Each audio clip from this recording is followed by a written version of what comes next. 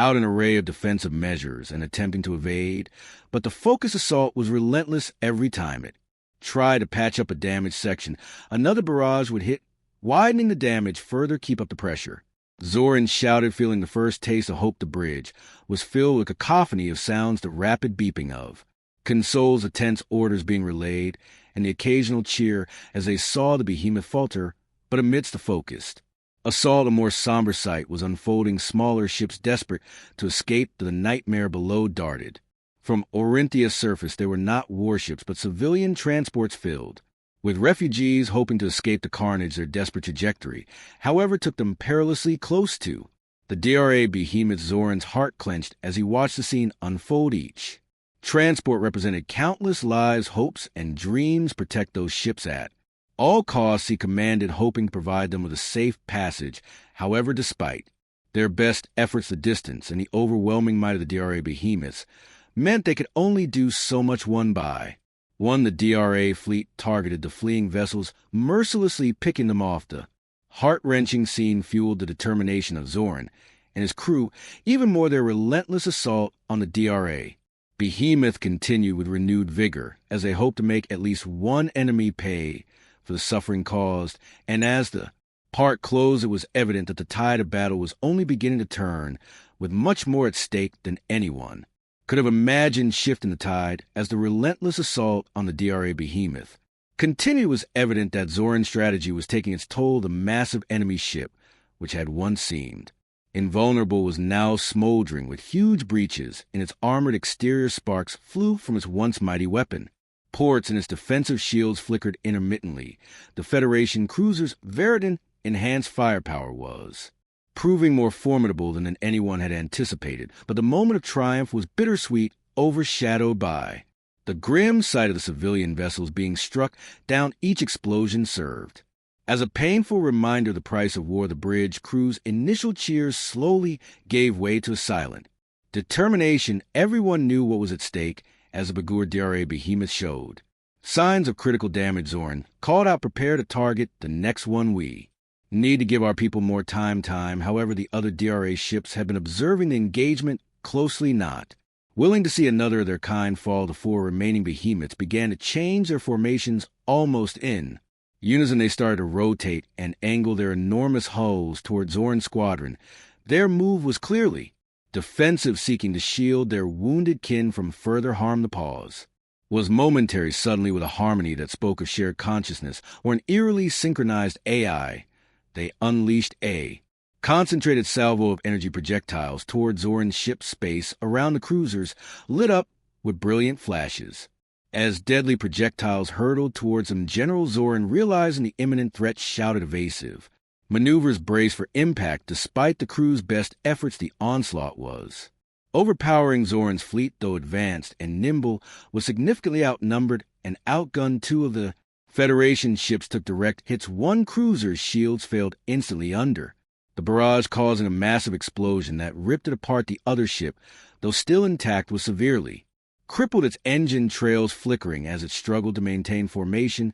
"General, we've lost the Serena, and the pulsar is heavily damaged," reported Commander Ryla's voice filled with anguish. The weight of leadership pressed heavily on Zoran. Each lost ship was not just metal and tech, it was filled with brave souls under his command. He clenched his fist, the usually stoic general, allowing a hint of anger to pierce his features. The scene on the bridge was chaotic, with alarms blaring and officers shouting reports and orders. But amidst this, a senior officer, Captain Trell, voiced a sentiment on everyone's minds. "General, we can't leave the planet. What about our people?" Zoran took a deep breath, steadying himself amidst the turmoil. "We can't help them if we're dead, Captain," he replied grimly, making a heart-wrenching decision. "All ships disengage and regroup. We need to fall back." But retreating wasn't so straightforward. The DRA behemoths, sensing the tide of battle turning in their favor, pressed their advantage. They pursued the Federation ships, firing volley after volley, determined to not let a single one escape. Zoran, drawing upon his years of experience, led his fleet in evasive patterns, using asteroid clusters in the magnetic fields of Orinthia moons as cover, trying to break line of sight with their pursuers. The game of cat and mouse was tense, with the remaining Federation ships narrowly avoiding several devastating barges, as the cruisers managed to gain some distance. Zoran received a priority transmission from a Galactic War Council. The holographic figure of Admiral Krell appeared. General Zoran Rendezvous with the main Federation Fleet 2 Perex, away from your current position. Zoran nodded. Understood, Admiral. We're on our way. The Federation cruisers, their once shining hulls battered and scorched, engaged, their warp drives vanishing from the vicinity of Orinthia.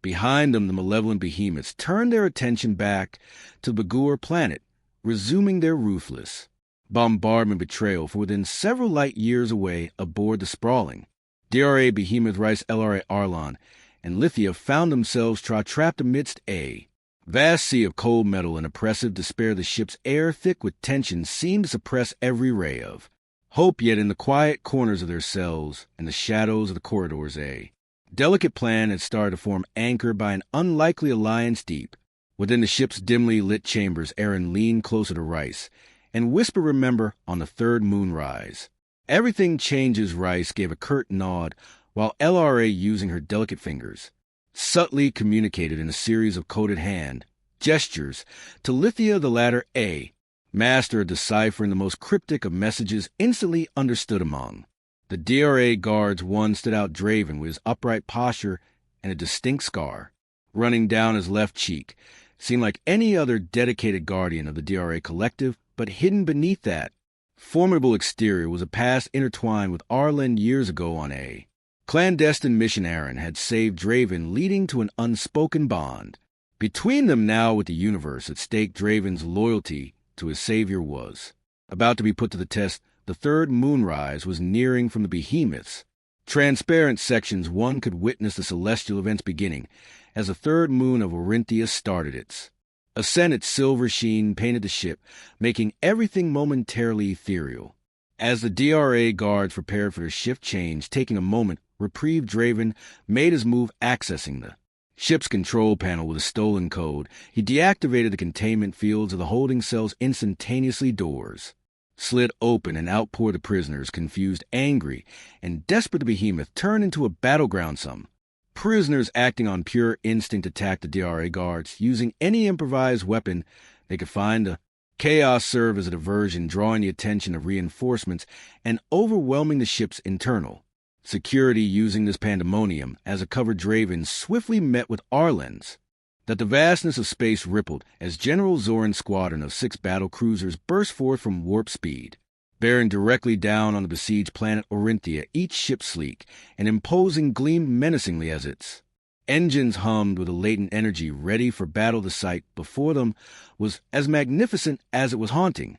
The immense DRA behemoths stretching out in an intimidating line formation, mercilessly bombarding Orinthia below. Streaks of violent energy rained down from the DRA ships, tearing into the planet's surface, creating massive explosions. Plumes of smoke rose, scarring the beautiful blue and green landscape that once represented life and harmony. Now it symbolized devastation and desperation. General Zoran's sharp eyes took in the scene. In a matter of seconds, his brow furrowing at the sight of the bombardment. Every instinct in him screamed to dive headfirst into conflict, but he knew that strategy and precision would be crucial. All vessels form attack pattern. Delta. Zoran's voice rang out, echoing with clarity and purpose. Our primary target is the DRA behemoth on the right flank. Focus all firepower on that ship. In response, the 6 Federation cruisers swiftly adjusted. Their formations, their sleek designs contrasted sharply with the looming monstrous aesthetics of the DRA vessels. Each Federation ship powered up its weapon systems of Etane, enhanced torpedoes humming to life, poised and ready for Zoran's command. On the bridge of Zoran's flagship, officers and crew worked feverishly, coordinating with the other ships, optimizing shield frequencies and locking onto the designated DRA behemoth. All torpedoes locked and ready, General, reported Lieutenant Mara, her voice holding a hint of anxious anticipation. Zoran nodded, his jaw set with determination. On my mark. Fire. As if choreographed, a salvo of bright torpedoes streaked through space from the Federation ships, zeroing in on their target.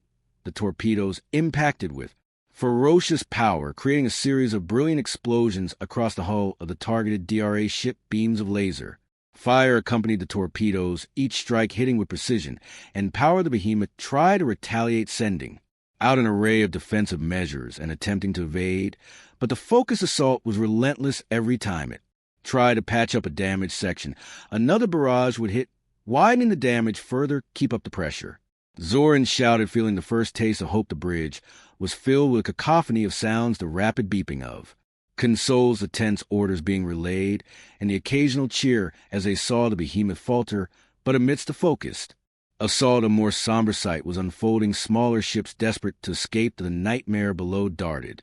From Orinthia's surface there were not warships, but civilian transports filled with refugees hoping to escape the carnage. Their desperate trajectory, however, took them perilously close to the DRA behemoth. Zoran's heart clenched as he watched the scene unfold. Each transport represented countless lives, hopes, and dreams. Protect those ships at all costs, he commanded, hope, and provide them with a safe passage. However, despite their best efforts, the distance and the overwhelming might of the DRA behemoths meant they could only do so much. One by one, the DRA fleet targeted the fleeing vessels, mercilessly picking them off. The heart-wrenching scene fueled the determination of Zoran and his crew, even more their relentless assault on the DRA behemoth continued with renewed vigor as they hoped to make at least one enemy pay for the suffering caused. And as the part closed, it was evident that the tide of battle was only beginning to turn, with much more at stake than anyone could have imagined shifting the tide. As the relentless assault on the DRA behemoth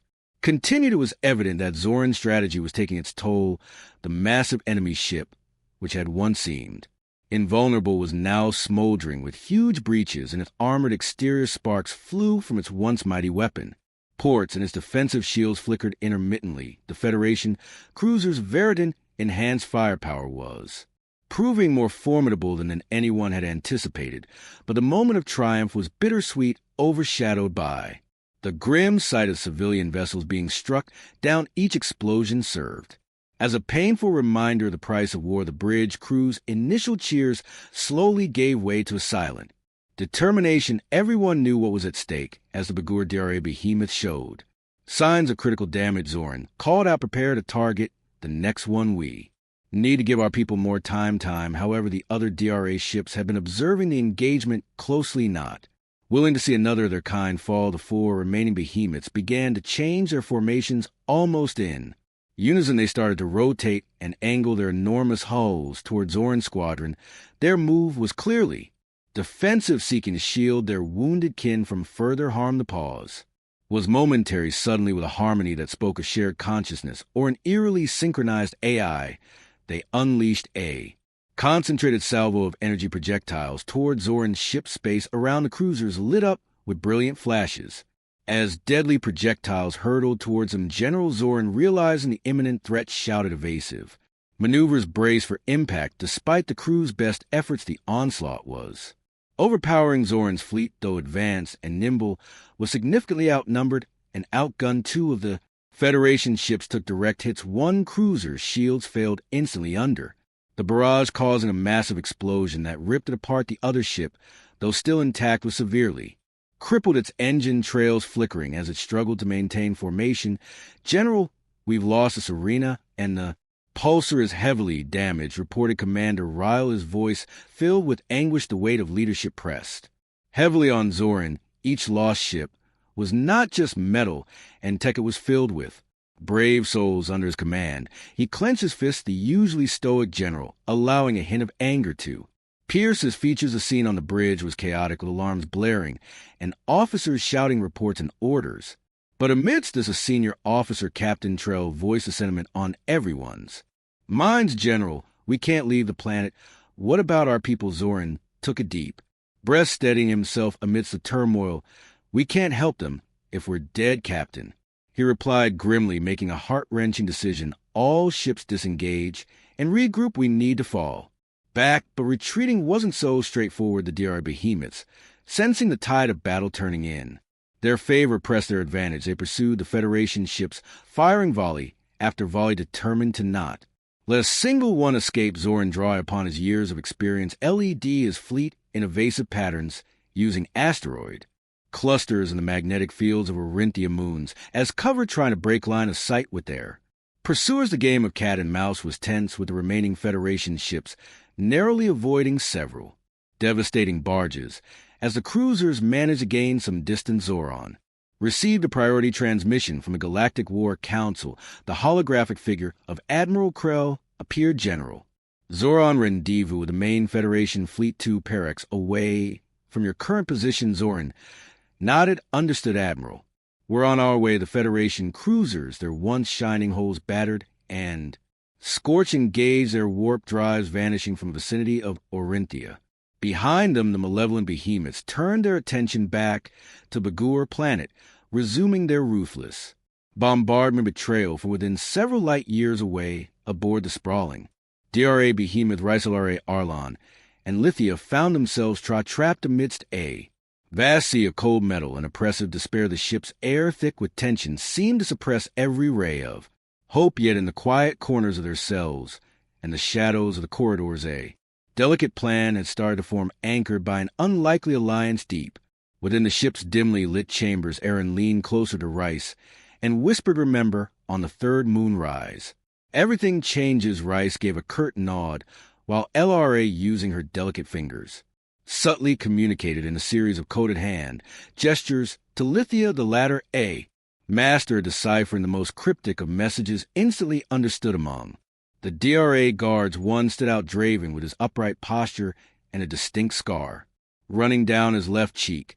Seemed like any other dedicated guardian of the DRA collective, but hidden beneath that formidable exterior was a past intertwined with Arlen. Years ago, on a clandestine mission, Aaron had saved Draven, leading to an unspoken bond between them. Now, with the universe at stake, Draven's loyalty to his savior was about to be put to the test. The third moonrise was nearing. From the behemoth's transparent sections, one could witness the celestial events beginning as the third moon of Orinthia started its ascent. Its silver sheen painted the ship, making everything momentarily ethereal.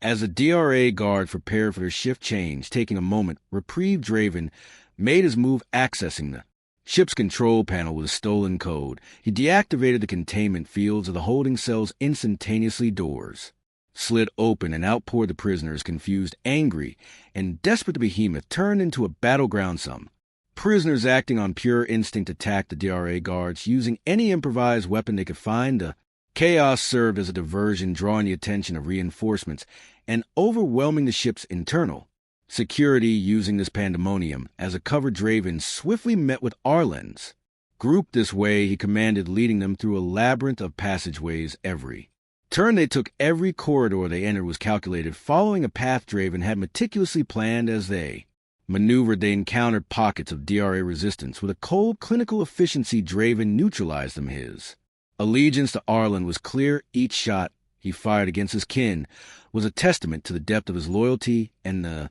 gravity of their mission. Lithia, with her profound knowledge of alien technology, aided their escape by periodically disabling surveillance nodes, ensuring their movement remained undetected.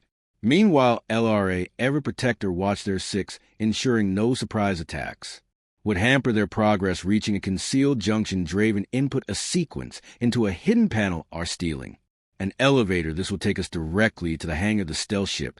Is there?" he said, urgency evident in his voice as the elevator doors slid shut. The team took a moment to breathe, the weight of their daring escape pressing on them. They had ignited a firestorm, but the most challenging part was yet to come. The lift's doors open, revealing the vast expanse of the hangar. There, nestled between massive DRA war machines, was their salvation, the sleek Nimbly stealth ship, its design a stark contrast to the behemoth's brutalist architecture. Their escape was within reach, but first they would have to overcome the final line of DRA defense. The guards, alert to the unfolding escape, had already started converging on the hangar. Drawing his weapon, Draven said, "Go. Get to the ship. I'll hold them off." The promise of reunion and the hope of freedom spurred the team forward as they charged towards the awaiting vessel. Draven reached out to open the hangar doors from control panel. They were almost free. Flight of the stealth ship. Rice sprinted ahead, his legs pumping, the roar of the ensuing battle filling his ears. He could hear the shouts of DRA guards and the unmistakable hum of energy weapons, yet above it all the steady beat of his Heart, synchronized with the rapid footsteps of his allies, resonated loudest LRA her reflexes honed by. Countless skirmishes deftly dodged incoming fire, providing covering shots for Aaron, and Lithia. Aaron, meanwhile, directed them towards the stealth ship, as memories of it clear, as they had discussed the layout previously. The sleek vessel, with its aerodynamic contours and shimmering exterior, stood waiting. Rice, recognizing the familiar silhouette of the ship they once piloted on their spy mission, felt a surge of hope as they drew closer. LRA moved swiftly to the access panel, her fingers dancing over the touchpad within moments. The boarding ramp lowered with a hiss, revealing the ship's familiar interior. LR, help me take off, Rice shouted, moving to the pilot's seat without hesitation. LRA took the co-pilot's position, her hands flying over the controls, initializing systems, and priming engines. Outside, the battle intensified. Draven, a one-man army, held his ground against a swarm of DRA guards. Each shot he fired found his mark, creating a barrier between the pursuers and the stealth ship, but the numbers were against him, and every passing moment saw the enemy drawing closer. Rice, unwilling to leave a comrade behind, opened a side hatch and aimed his weapon, sending a barrage of suppressive fire at the incoming DRA forces. Draven. Now he yelled. Draven, seizing the momentary respite, sprinted towards the stealth ship. However, as he neared, a sudden blast knocked him off his feet. One of the DRA had managed a direct hit. Lithia's scream pierced the tension-filled air, but there was no time for grief or hesitation. We have to go now, shouted Arlen, his voice heavy with urgency and sorrow. The stealth ship roared to life, its thrusters pushing it upwards. The massive hangar doors began to close, attempting to trap the ship, but LRA, showcasing her exceptional piloting skills, navigated through the narrowing gap and out into the vastness of space. Once clear, the behemoth Arlen activated the stealth ship's cloaking mechanism, rendering them nearly invisible to the DRA sensors, but they weren't safe yet. As they gained distance, smaller DRA interceptors began their pursuit. LRA's fingers danced over controls, evading the oncoming attackers. Hold on, she yelled, executing a series of maneuvers that showcased the ship's agility. Rice, manning the onboard weapon system, managed to take down several Intertors, but their numbers were overwhelming. We can't keep this up, Rice. Yo, we need to make the jump to FTL. Arlen, poring over the navigational charts, quickly plotted a course aligning for FTL jump. He announced. Moments felt like hours, the tension palpable as DRA ships closed in with a blinding flash of light and a surge of power. The stealth ship jumped, leaving the DRA interceptors behind. A vast expanse of space stretched ahead, with stars blurring as they entered FTL. If you follow The Last Humans, please take a moment to subscribe to the channel, turn on notifications, and like this video. Thank you for your time. The vast canvas of space, dotted with stars and pulsating with energy, played out like an ethereal theater from the bridge of Karen's behemoth. The enormity of the ship was dwarfed only by the magnitude of Karen's ambition. As the supreme commander of the DRA fleet and symbol of the DRA's might, he stood tall, unyielding, his reptilian eyes scanning the planet of Orinthia below. Unlike the Federation, the DRA didn't see planets in terms of beauty or life to carve on. Orinthia was a resource, a glowing blue and green gem to be harvested, utilized, and assimilated into the ever-expanding DRA dominion. The relentless bombardment, a rain of violent energy upon the surface below, was not a destruction in his eyes. It was an assertion. He tilted his head slightly, listening to the harmonic on the ship's core. It was a melody of power and precision, and it was music to his ears. Around him, the bridge was a buzz of activity. Officers relayed reports, crew members monitored screens displaying complex algorithms, and the atmosphere was one of cold efficiency. Lieutenant N.S. Karen's voice echoed, both commanding and calm. Update: a slender DRA officer, STE forward, his dark scales reflecting the ambient light of the control panels. Commander Carvin, the Orinthian defense grids are 76%. Neutralized. Their communications have been intercepted, and the local populace is in disarray. We predict full control within 3 solar rotations. Carvon nodded, a gesture more for NX's understanding than any DRA. Instinct: proceed as planned. Make sure the assimilation units are prepared for deployment. The affirmative was barely out of NX's mouth when a sharp, piercing alarm resonated across the bridge. Instantly, the crew moved into a higher state of alert, their training evident in their swift reactions, unidentified fleet, emerging from warp one of the sensor. Officers called out the massive hollow screen at the front of the bridge flickered to life, displaying the sudden appearance of Zoran Squadron's 6 sleek predatory ships gliding with purpose. Carvon watched intently, recognizing the insignia on the Federation vessels. General Zoran, he mused aloud, I've heard tales of his exploits this will be. Interesting a whisper conversations began among the officers of Federation's audacity to challenge the DRA so directly was unexpected. Most knew of Zoran's reputation, a master tactician, a warrior of renown, but they were DRA and their faith in their own superiority was unshakable. Carvin observed as the Federation ships adjusted their formation to their movements fluid and coordinated. The dance of strategy was about to begin, and both leaders knew the steps. It was a matter of who could outmaneuver the other commander. NXS approached cautiously. Our initial scans suggest they're targeting Behemoth on our right flank, perhaps a diversion. Carvon contemplated for a moment. Or strategy. Zoran is known for his precision strikes. He aims to weaken us, one ship at a time.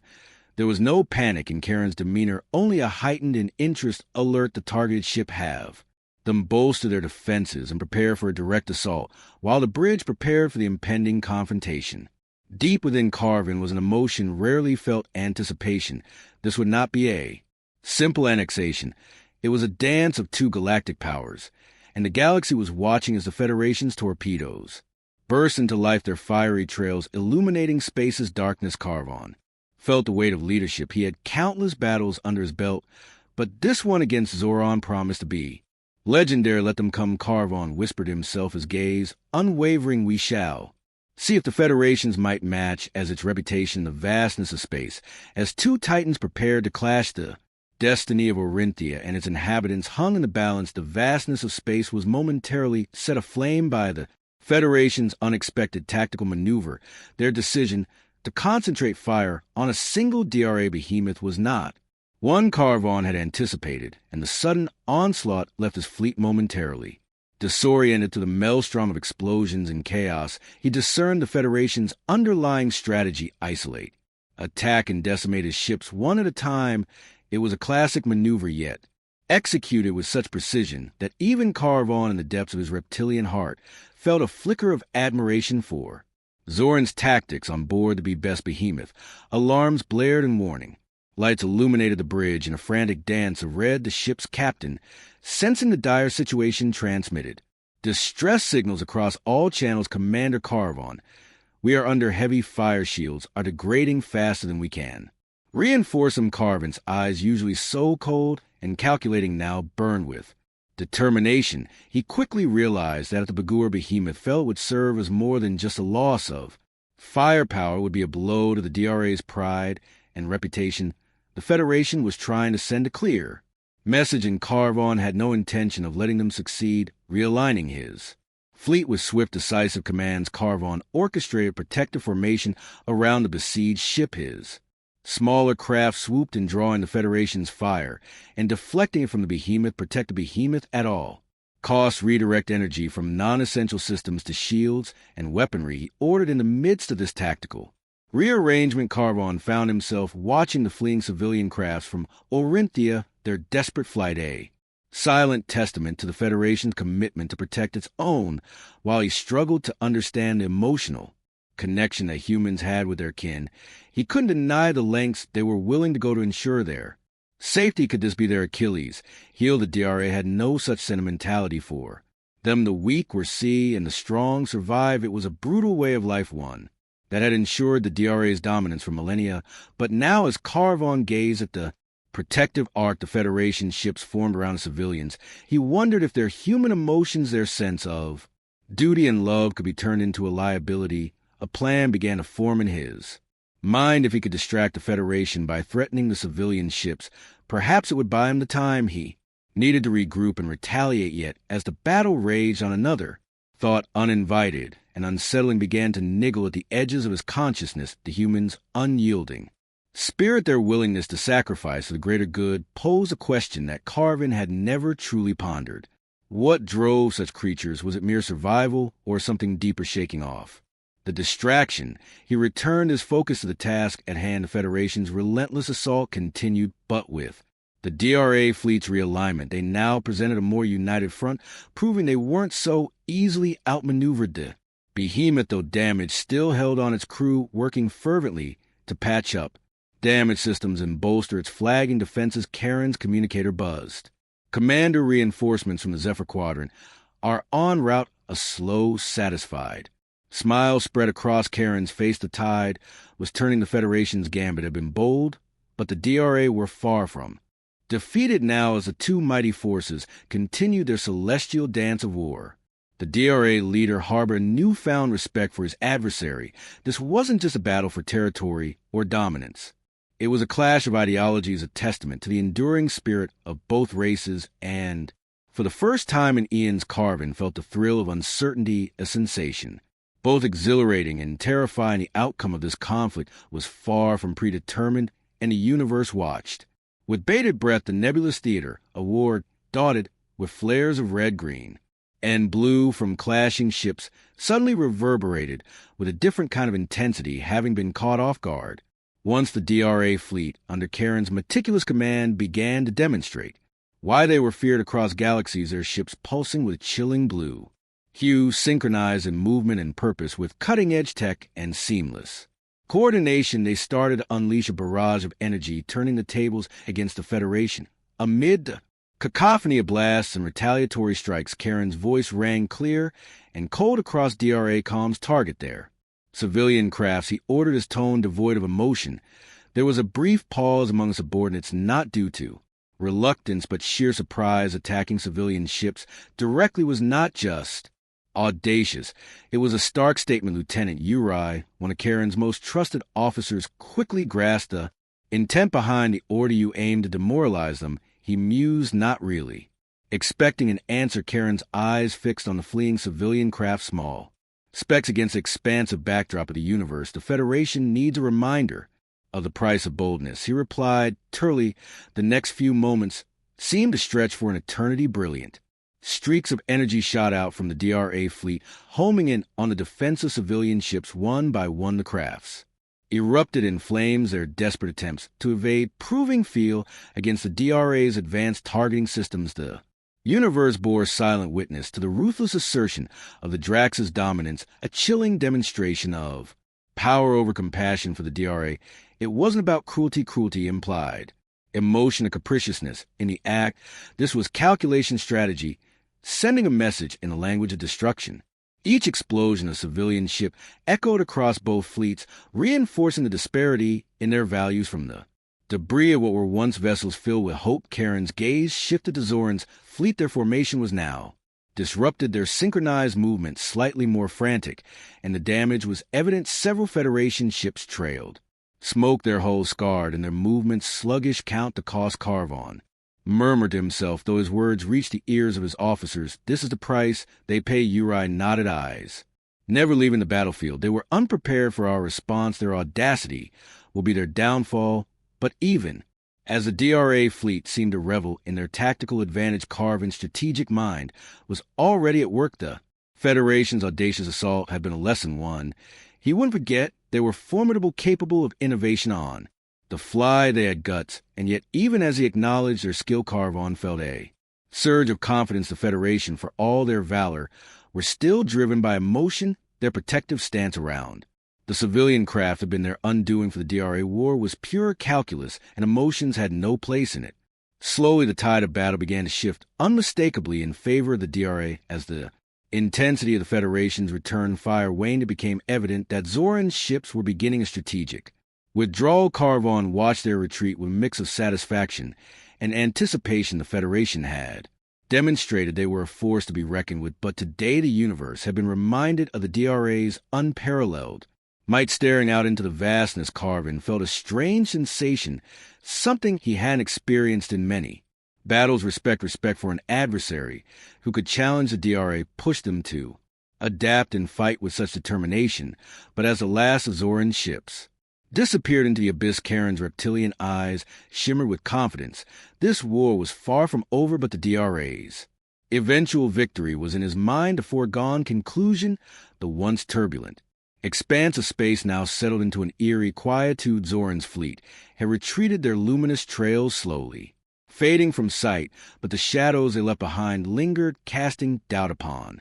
A theater that the DRA had considered their own Orinthia, a radiant gem among the constellations, once again emerged as the central focus of Karen's intentions, yet the encounter with the Federation fleet left an indelible imprint on his strategic cortex. We detect an accumulation of Federation forces, Commander, said one of his tactical officers, breaking contemplative silence. The officer's eyes were fixed on a screen, showcasing a matrix of dots, each symbolizing a potential threat recommendation. We pursue and engage before they can.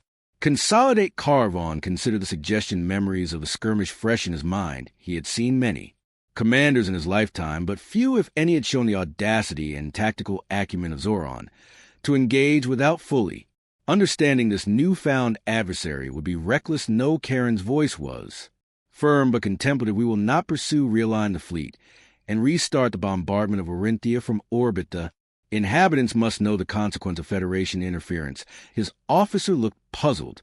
Commander, with respect, we have the upper hand now.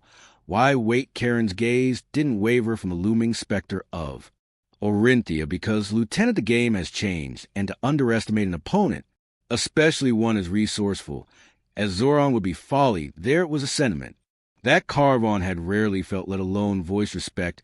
He had witnessed Zoran's ability to galvanize a fleet, to instill hope even in the face of devastating odds. This wasn't just about ships and firepower. It was a battle of minds, and Carvon recognized that their next clash would not be so straightforward. As hours melded into each other, Karen's chamber became a haven of reflection. Battle simulations ran on holographic screens, displaying possible scenarios of their next encounter with the Federation. But beyond these projections, Carvon wrestled with deeper contemplations. Gone were the days where the DRA could simply impose their will without resistance. The galaxy was evolving, and if they didn't adapt, they risked being left behind. For all their technological prowess and disciplined tactics, the emotional tenacity of the Federation was a factor they couldn't ignore. The chamber's large observation window offered a panorama of the cosmos. Stars twinkled, nebulas swirled in colorful dances, and planets orbited in harmonious patterns.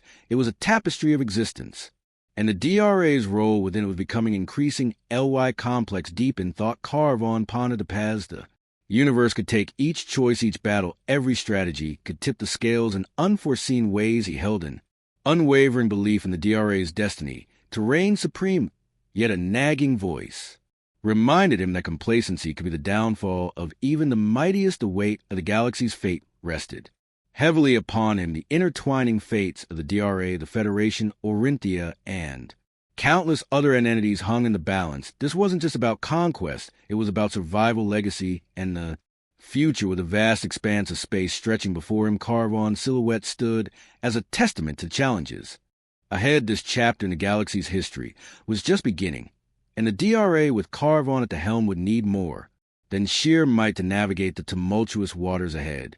He knew that underestimating the Federation, and more importantly Zoran, could spell a cast ropey they might not recover from. And so the universe watched, waited, and whispered of battles yet to come. The vastness of space, with its countless mysteries and infinite darkness, is occasionally pierced by wonders, and as the Federation fleet emerged from warp, such a wonder revealed itself. Ahead of them was a star, a radiant blue sun that bathed the vicinity in a cool azure hue. It was a sight to behold, but it was just a prologue to the marvels that awaited them. Elira, the Helen ambassador to the Federation, piloted her sleek Helen vessel at the forefront of the fleet.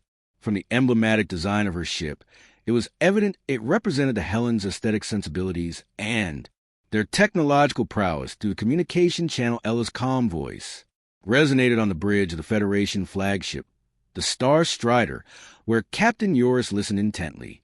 She had been instrumental in orchestrating this rendezvous, driven by an earnest desire to fortify the fledgling alliance between the Helens and the Federation. Captain Yoris gazed out of the main viewport, the radiance of the blue sun reflecting in his eyes magnificent. He murmured, admiring the luminosity that spread across space. Elira, with a hint of pride, responded, It's known as Lien Prime, one of the oldest stars in our domain, and home to the Helan shipyard yard, she pointed forward as a series of structures began to emerge from the blue shimmer orbiting the star in synchronous harmony, and then they saw them two behemoth Hellion battle cruisers hovering gracefully near the shipyards. Of cruisers were majestic, with sweeping lines and glowing energy conduits. Their size and design made the Federation ships accompanying the Star Strider seem almost juvenile in comparison. Eurus let out a low whistle. I knew the Helens were advanced, but seeing these battle cruisers, its humbling Isla nodded her silver eyes, reflecting the radiant ships. They are the pinnacle of Hellen engineering, Captain, designed for both defense and scientific exploration. But they're not just instruments of war, they are symbols of our culture's dedication to knowledge and unity. The proximity alert softly chimed, signaling their approach to the docking stations. Isla instructed, prepare for docking procedures. The HFY shipyards have allocated bays for each of your ships. Captain Jvais turned to his crew, issuing a series of crisp commands. To ensure a smooth transition into the docking phase, helmsman, align us with the designated bay. Communications keep channels open with the shipyard's control as the Federation fleet began their synchronized ascent into the allocated docking bay. Crew members from both sides prepared for the exchange of knowledge and technology that would follow. Sensing the weight of the moment, turned to Jvais. Our worlds have faced many challenges, Captain, but here in the haven of Lien Prime we find hope. The alliance between the Federation and the Helens is more than just strategy. It's a testament to the fact that when civilizations come together, they can achieve wonders. Eurus, always a pragmatic leader, gave her a nod of understanding and respect. Ambassador, once our ships are docked and secure, I'd like to convene with my captains. We need to understand the extent of these upgrades and how best to integrate them into our systems. Of course, agreed. I'll also have our chief scientist join us. We want this transition to be seamless as the Star Strider settled into its berth. The sense of anticipation was palpable. Ahead lay a period of transformation where the might of two civilizations would merge in defense of a shared future. The blue sun. Lien Prime stood sentinel in the background, a beacon of hope in the ever-revolving theater of interstellar politics. Promise of power. The Hellen shipyard was a sight to behold. Arcing structures made of shimmering alloys, multi-layered platforms hovering in void, and intricate patterns of energy grids painted a breathtaking tableau of an advanced civilization's pinnacle of achievement. It was here that Ira's ship docked, leading the Federation vessels into a designated formation. Captain Eurus, along with other Federation ship captains, disembarked from their ships onto a floating platform that adjusted itself to the ship's heights. Their boots made a soft thud on the cerulean surface, which hummed with a quiet energy. Era from her own ship gestured for the group to follow her. Welcome to the Hellion Core shipyard, she announced, her voice echoing softly. You're about to meet our chief scientist. Duty and his team has been preparing for your arrival. The captains exchanged glances, sensing the gravity of this meeting. They followed into a vast domed chamber, its walls lined with glowing glyphs and holographic displays. Showcasing complex schematics at the chamber center stood a tall Hellen figure flanked by an entourage of aides and technicians. His piercing eyes surveyed the newcomers as introduced him. Captains, this is Dr. Thean, our chief scientist and the architect of our fleet's technological prowess. Dr. Trillian stepped forward, nodding. Ella has briefed me on the situation. The stakes have never been higher. Let us not waste time. His voice had a spur of both authority and deep-seated wisdom. With a gesture, a massive holographic display emerged from the floor, showcasing a Federation ship and its internal systems. He began. Your phases will receive a significant upgrade. We're looking at a 200% power increase. The hologram zoomed in on the phaser arrays, illustrating the modifications. In addition, our proprietary cooling technology will ensure that they maintain a higher rate of fire, allowing you a 50% increase in sustained combat engagements. As the captains murmured among themselves, the display shifted to the ship's shield systems. Our shield emitters operate on a different harmonic spectrum. They can cycle through frequencies at a rapid rate, dispersing the energy from DRA phaser fire more efficiently. Your vessels will have a greater damage tolerance, enabling prolonged engagements without compromising structural integrity. Jvais raised a hand, and the torpedoes. Dr. Thean smiled, a hint of pride evident on one of our proudest achievements, the torpedoes. We'll have upgraded navigation systems and an increased yield, but what truly sets them apart is the advanced AI of these. Torpedoes will anticipate and counteract DRA defensive measures, increasing evasion, response times, and ensuring a higher impact rate. The atmosphere in the room was electric. The weight of the Helens' contribution to their cause was palpable, but it wasn't just the technology, it was the willingness of the Helens to share their expertise and train the Federation engineers. Captain Eurus nodded, absorbing the information. This is beyond what we had hoped for, but what's the time frame? The Arthean's expression became more solemn. Given the complexities, we estimate a 30-day window for completion.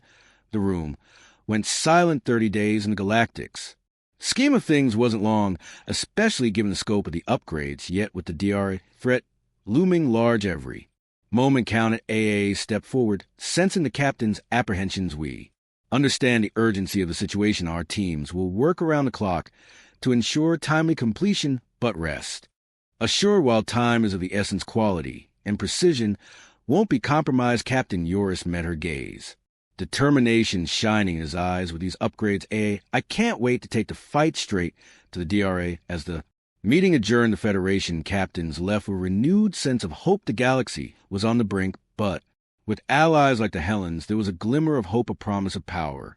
Disturbing dispatches. A Hellion shipyard, awash in the glow of the luminous blue sun, was a scene of frenzied activity. Federation ships were carefully maneuvered into docking berths. Hellen engineers consulted their Federation counterparts, and in the midst of it all, the echo of the monumental briefing still hung in the air. The promise of power was tangible, and every captain, every crew member felt it. But space, vast and unpredictable, has a way of disrupting the best laid plans. On board the Star Strider, Captain Eurus and his senior crew had barely settled back into their routines when the communication console lit up with the insignia of the Federation. It wasn't just any communication. It was flagged as high priority. An icy spike of dread wormed its way into Eurus's gut. Eurus instantly alert signal to open the channel. The screen flickered to life, showing both Admiral Krell and Ira on a joint call. Admiral Krell, his face, normally stern, now bore lines of strain and exhaustion. His voice, when he spoke, carried the weight of decisions made under fire. Captain Jvi's, Admiral Krell's voice, was filled with urgency. There have been significant development on the front. The Admiral recounted the confrontation, Zorn's initial success in heavily damaging a DRA behemoth, the DRA's ruthless counter resulting in the destruction of 2 Federation ships, and the strategic retreat to link up with the fleet. The bridge was silent, each officer grappling with the implications of what they just heard. Orinthia was critical. The DRA's encroachment into Federation space was bolder and more aggressive than they'd anticipated. AA's usually serene face looked troubled. We've been apprised of the situation. As well, this council was initiated to ensure that both our peoples are in alignment. Jvi's found his voice. Admiral, what are our next steps? We regroup, assess, and retaliate. Zorn's fleet is en route to rendezvous with our main battle group. Every ship, every crew member needs to be ready. Eurus nodded, processing the information. I wish I could help, Admiral, but I know the work we're doing here is important to turn the tide. AA interjected, our involvement in this conflict is no longer that of mere observers. Now, as allies, it's time we act. As already agreed, if a little ahead of schedule, we're dispatching 2 of our battlecruisers to bolster your defenses against the DRA. Jarvis's eyes widened. Those Hellen ships were technological marvels. Their mere presence would be a massive boon to the Federation's battle capabilities. Krell's face showed a mix of surprise and gratitude. Your support changes the tides. Ambassador, the Federation is in your debt. Krell leaned forward. If I might request, having a contingent of Federation personnel aboard the Hellen battle cruisers would symbolize our joint venture against this threat. AA considered this for a moment before nodding. It shall be done. Let it be a testament to the unity of our civilizations. However, AA's voice took on a note of caution. Due to our current location, it will take the battle cruisers 7 days to reach the main conflict zone. Kell nodded, understood. We'll prepare for their arrival. As the communication ended, Captain Eurus looked out at the vast expanse filled with a renewed sense of hope. The promise of the Hellen battle cruisers offered a glimmer of hope in an otherwise dire situation. Yet, as Eurus gazed out into the vast expanse of space, He knew that in wartime was the most elusive ally in Seven Even. Days could change the fate of the galaxy's shadows, and decisions the vast void of. Space was a deceptive realm that often seemed serene and silent, but those who navigated its depths knew better deep. Within DRA territory, the small stealth ship Agile, and nearly invisible to conventional sensors, cut its path. Through the cold expanse, it was a ship caught between the unseen hammer of the DRA and the anvil of time inside the. Tension was palpable after making several small FDL jumps to random locations to ensure the DRA couldn't trail them. The atmosphere aboard the stealth ship grew tense, the group having ensured their temporary safety was now faced with the pressing decision of their next move. Their cloaks shielded them, but it wasn't a guarantee. The DRA were clever, resourceful, and their territory was vast. They could emerge from anywhere, anytime, a fact Rice kept pointing out as he studied the star charts. "We need to get back to the Federation. It's the logical move," Rice insisted, fingers dancing across the console, plotting potential routes. LRA nodded in agreement. "I've been in more close calls than I care to admit, Prince, heading deeper into enemy territory isn't what I'm keen to add to the list, Prince." Aran stood at the main viewport, his gaze distant, fixed on the swirling nebulas and distant star clusters. "My people, those who escaped, they're out. They're still resisting. I can't abandon them." Not now. His voice was a blend of determination and despair. Lithia, always the voice of reason, tried to bridge the gap. Arlon, no. One suggesting that, but perhaps there's a middle path. We get to the rebels, share what we know, and then make our way to the Federation with more numbers, more strength. Arlen turned to face him, the weight of a world on his shoulders evident in his eyes. "You don't understand. Those rebels are more than just survivors. They're symbols of resistance, of hope. We can't let them down." Rice exhaled, running a hand through his hair. "Look, I get it, the drive to stand by your people, especially in their darkest hours. But what good are we to them if we get caught before we even reach them?" The Prince walked over to the console, fingers skimming over the holographic projections. "Here." He pointed to a cluster of stars. "This is where we last made contact. If they're still out there, it's here." LRA squinted at the map. "That's the Visian Nebula. Its dense sensors would be unreliable. It could offer us cover and risk," Rice added, but there was no venom in his voice, just wearied realism. A heavy silence filled the cabin, each person lost in their thoughts.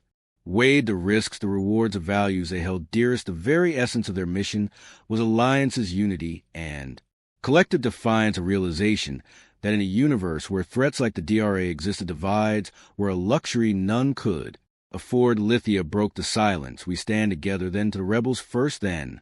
With added strength to the Federation, Arlon looked gratefully at his companions. "Thank you," Rice, despite his reservation, smirked. "Well, let's just hope your rebels have good food." With a shared chuckle lightening the atmosphere, the coordinates were set. The stealth ship, a silent testament to hope, resilience, and the Tiv spirit, warped into the embrace of the nebula, and the promises it held. The vastness of space enveloped the scene as the stars themselves seemed to watch with bated breath.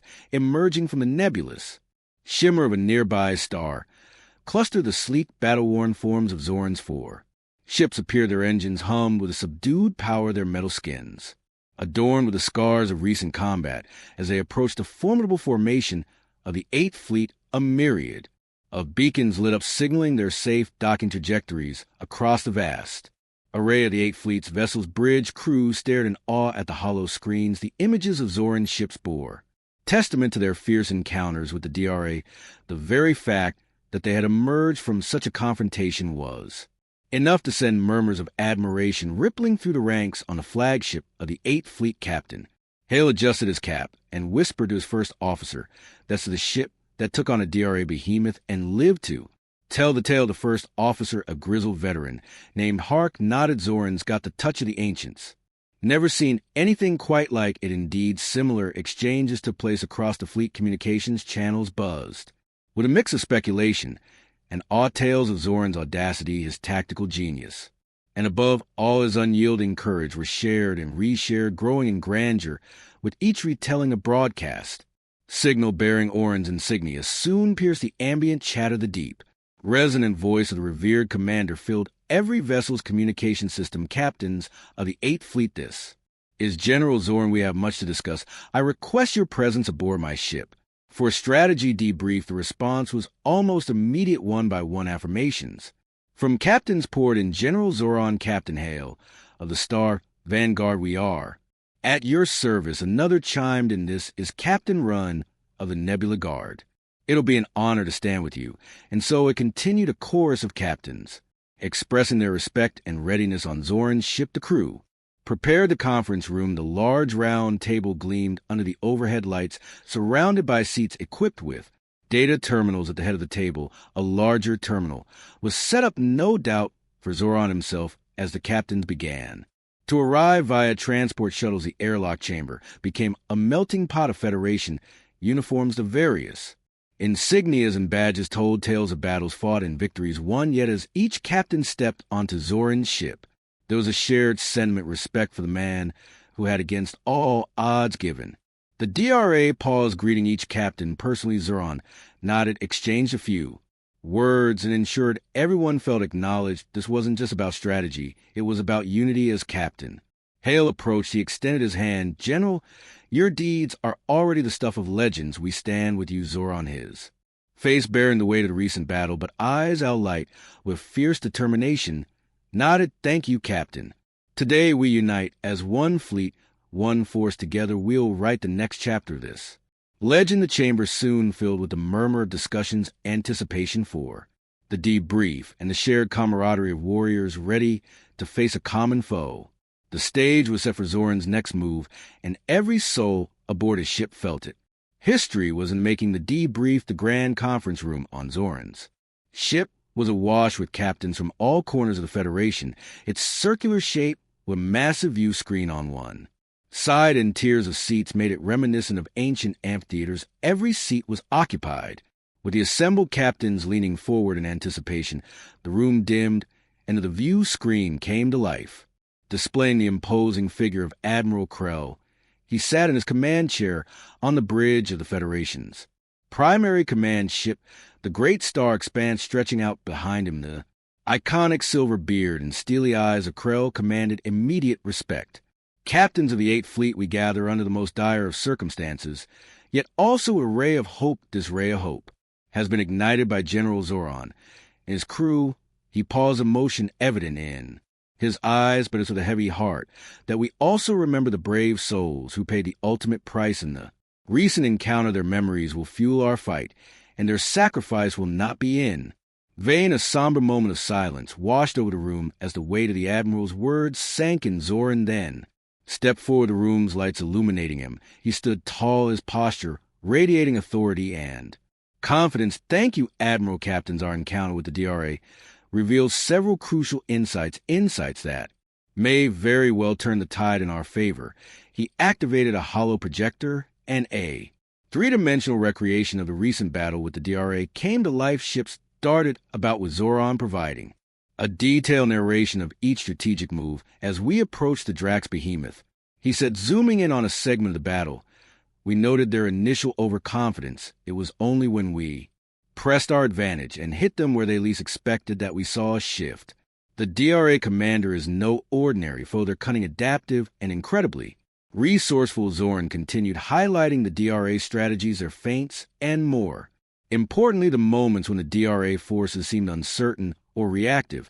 It was a dance of strategies, and while the DRA had the upper hand in sheer firepower, Zoran's tactics had introduced an element of unpredictability. Here, Zoran pointed to a moment where the DRA behemoth unleashed reached a massive energy pulse. Was our revelation. The DRA rely heavily on this energy signature while devastating it. Also as a pattern of rhythm. If we can disrupt this rhythm, even momentarily, we can exploit a potential weakness. Murmurs spread across the room. Captain Hale leaned in, curiosity evident on his face. Are you suggesting we can jam or interfere with their primary weapon system? Zoran nodded. Exactly. Our engineers have already begun working on a potential countermeasure. If successful, it could grant us a significant advantage. Admiral Krell, listening intently, interjected, this could be the game changer, but it won't be easy. The DR won't sit idly by your right, Admiral. Zoran affirmed, but we've been on the defensive for too long. It's time we shift the narrative with this potential weakness and the combined might, and we're the 8th Fleet. We have a fighting chance, Krell nodded. Approvingly, General Zoran, you've given us hope in these dark times. The Federation stands by you, Zoran. Saluted, we stand together, Admiral, together we'll reclaim our galaxy. The mood in the room had changed from the sorrow of loss. A new fire was kindled, the fire of determination, the desire to turn the tables, and the hope of a future free from the shadow of the DRA planning and realization. With the assembled captains now wrapped with anticipation, Zoran moved to the next phase of the briefing. The room's main table projected a holographic map of Aelin Prime. In its surrounding space, every captain leaned forward, eyes darting across the display. As Zoran initiated the next segment of his presentation, captains, he began, his voice authoritative. The DRA are formidable, yes, but not invincible. Our battle plan needs to capitalize on their weaknesses while leveraging our combined strength. A series of ship icons appeared on the projection, each representing the vessels of the 8th Fleet. Zoran proceeded to intricately detail each ship's role. The lighter, nimble ships, Zoran gestured to a group of icons, will engage in swift hit and run tactics designed to disorient the DRA captain. Hale, your ship along with the others in this squadron will focus on their flank. Hale nodded, making a mental note. He then highlighted another cluster. Our heavier ships will form the central phalanx. Their job will be to draw the Drax's fire, allowing our lighter vessels the room to maneuver and strike. It was a dance of strategy and tactics, each piece in its place working in unison. Zoran, continued unity is our strength. If even one ship falters or strays from the plan, it could compromise the entire operation.